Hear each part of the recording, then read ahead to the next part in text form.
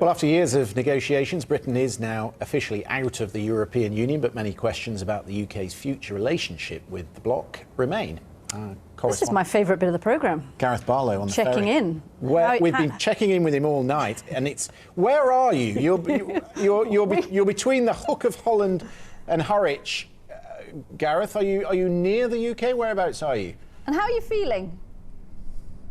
We're fine. There's no seasickness. We're doing just fine. You join us on the bridge of the Hollandica, and you can see there's the button for the windscreen wipers. There is the tiniest little steering wheel you've ever seen for one of the largest vessels, one of the largest ships that plies the waters of the world. And beneath me here is a glass floor that looks right down to the water. We shan't look too far, but it is now in the middle of the North Sea. You might lose us at some point because the technology is doing well so far, but we'll come and join Simon Palmer, who works for Stena Line. Simon, we talk so much about trade. It's this big catch-all.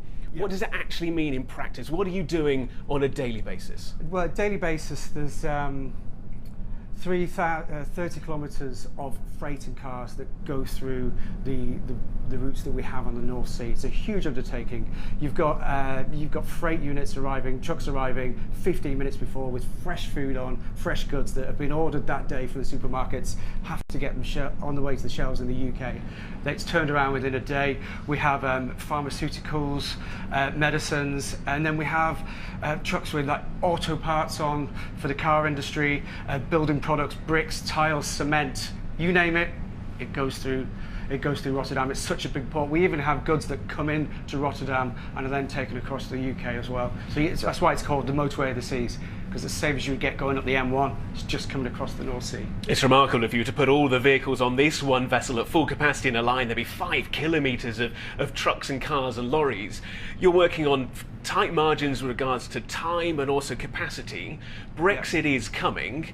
Are you ready for Brexit? Are you ready for all of the change? Well, who knows what change there will be. We are ready for this Brexit because there's no changes. It's business as usual thanks to the transition period that will last until the end of the year. So we're quite optimistic. At one point we were staring down a no deal, which would have been a terrible endgame to Brexit. Now we have a transition period, so the government has got to make it work during the transition period. We have to get an agreement. We've got a breathing space now. We have to make it work. The transition period ends on the 31st of December of this year. What does Stena Line do on the 1st of January? You tell us. You know, no one knows at the moment. It's up to the government to use the time period that they have and come to an agreement. Well, there's lots of planning and preparations for you guys. There's an awful lot of activity still to go on here on the bridge. I've been told I'm not allowed, unfortunately, to press any of these buttons. We're currently going forward at 15 knots.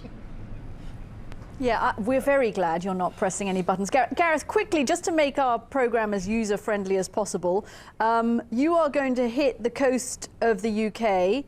What's going to happen when you get there? And will it be any different at all from what would have happened had you arrived yesterday morning?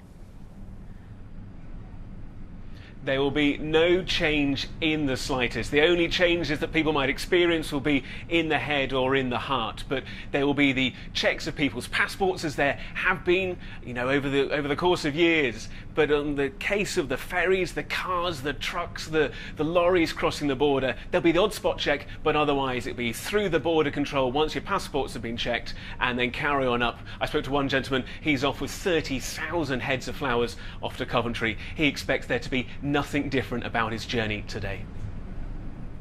OK, Gareth, off the bridge, please. Thank you very much for joining us. He's been great. And we should just say, just to give that the full impetus, that will be the first ferry arriving in a sovereign Very exciting. UK. Very exciting. That's why he's on it. Yes, and not driving it. And not driving it.